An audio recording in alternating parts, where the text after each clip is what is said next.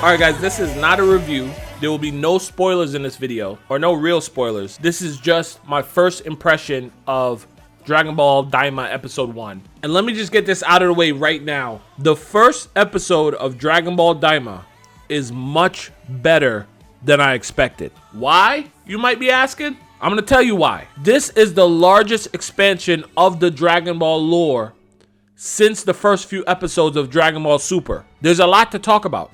Like I'm gonna be dropping some videos about some stuff just from this first episode. That said, it doesn't mean this was perfect. There are a couple problems, including one glaring problem that I'm gonna talk about later in this video. But before I get to any of that, I just want us to take a moment because Dragon Ball might be back.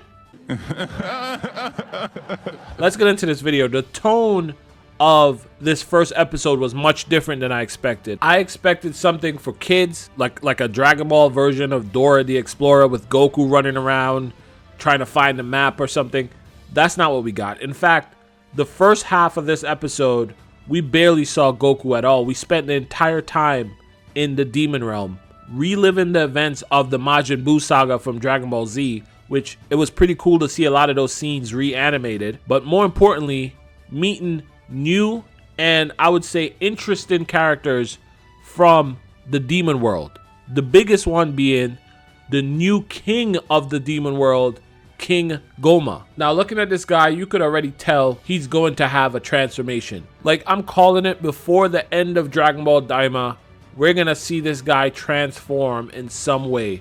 Not to mention that based on the events of this episode, there's clearly a power-up that he's going to get. And if you've seen the episode, you know what I'm talking about. I'm trying to be spoiler-free here. But there's clearly an item that he's going to acquire that's going to make him much stronger. So he's going to transform, in my opinion, and become a much higher level threat. But his character design right now is very Akira Toriyama-esque. Akira Toriyama never really liked the big muscle look. He always liked the sleek, almost kid-like characters. And you could see that in this guy. He looks like the dumber version of Zeno. Well, Zeno already looks pretty dumb, but you could see it. They're both like children kind of thing. The other characters that we meet in the demon world definitely have distinct personalities, and you could tell that they are all going to play a bigger role in the future of this series. I really like that the Kais have connections with the Kais that we already know, with the Supreme Kai, etc. I think that they're setting up those relationships to create some interesting beats in the future of the Dragon Ball Daima story. Just to touch on the story a little bit, the way Goku and company were turned back into kids, it was handled better than I thought it would. And the specific wording for how it was done leaves some wiggle room for questions, for misinterpretations that can make the story very interesting later on. We're gonna have to wait and see exactly who were turned into kids and who are not. I'm really interested now in why we didn't see Gohan in any of the trailers, and they mentioned that Gohan was being kind of distant in this episode. I don't think that's a spoiler. I don't know. I'm just saying. I'm interested in that. I want to see if that goes anywhere. There were also some moments in the show that I think were easy to miss, but had pretty big implications for Dragon Ball as a whole. For example, they talked about different types of ki. The Supreme Kai mentioned that Goku and company use a specific type of magic.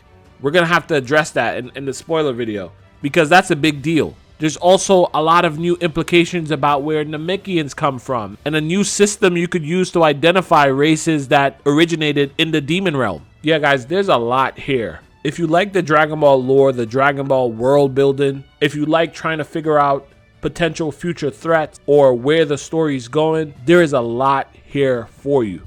Even something as simple as how they managed to come from the demon realm to the overworld or to the normal world, the way that was handled has a lot of implications. They apparently could have went wherever they wanted. That aside, I mentioned that there were some problems with the story, and let me just talk about that right now. The issue that I'm having is the timeline. It seems like the events of Dragon Ball Daima are taking place before Dragon Ball Super. So after the Majin Buu arc in Dragon Ball Z, and before the first episode of Dragon Ball Super. This is a really strange choice from the creators of the show for me. I think it gives this feeling of backwards progression. Why not just continue the story from where we left off? I mean, they did the same thing with Dragon Ball Super, and I didn't understand it then. Why not just have Dragon Ball Super start after the end of Dragon Ball Z? And it's the same thing now. Why not just have Daima start after the end of Dragon Ball Super or after the Dragon Ball Super superhero movie? I could only assume that they have some sort of master plan in mind. But as of right now, as of the experience of this right now, it just feels really confusing. Because I know where this is going to end. I know this is going to end with Beerus waking up and coming to Earth. It removes a lot of that mystery for me. Although I can't say for a fact that Goku and others don't get their memories wiped when they turn back into adults or something like that. So I don't know what they have planned. It's just a really strange choice to me.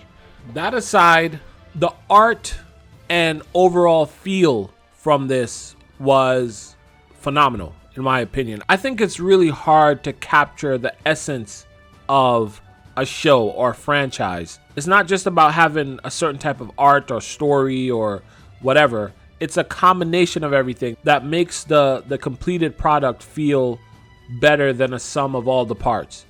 And for me, right now, Dragon Ball Daima captures that Dragon Ball overall feel. It just feels like there's an attention to detail and love added to the show, which it's piqued my interest. Like it's made me feel like, listen, I'm just gonna say it.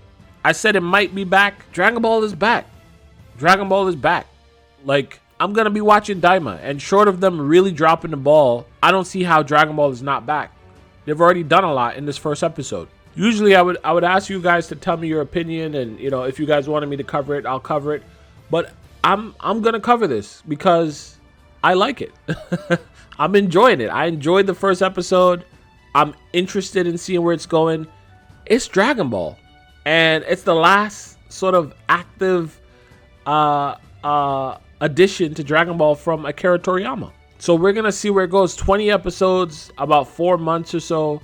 You could expect me to talk about it. I'm excited. Let me know. Let me know if y'all excited. Let me know how y'all feel. Like, seriously, like, what? I'm really curious. I have no sense of how you guys feel about this yet, so I'm really curious to hear if you liked it, if you disliked it, what about it you liked, what about it you didn't like. If you agree with me though, and you made it this far in the video, hashtag DB is back in the comments below. And if you didn't like it, if you disagree with me, hashtag it's not back. Let's do that. Leave your comment with the hashtag and let me know how you guys feel, what you think about it. Please do. I'm looking forward to the comments on this one. And if there's anything, because I'm going to be working on the spoiler video and I might be reading through your comments as I'm doing that. So if there's anything that you feel like you need me to mention or something like that, leave it as soon as you see this video go up, so I could hopefully talk about it in the next video. Guys, that's it. I haven't said this in a while, but hashtag Dude Crew. I love you guys. Thank you for checking out this video. Thank you for the support. I'll be talking to you again real soon. Bye.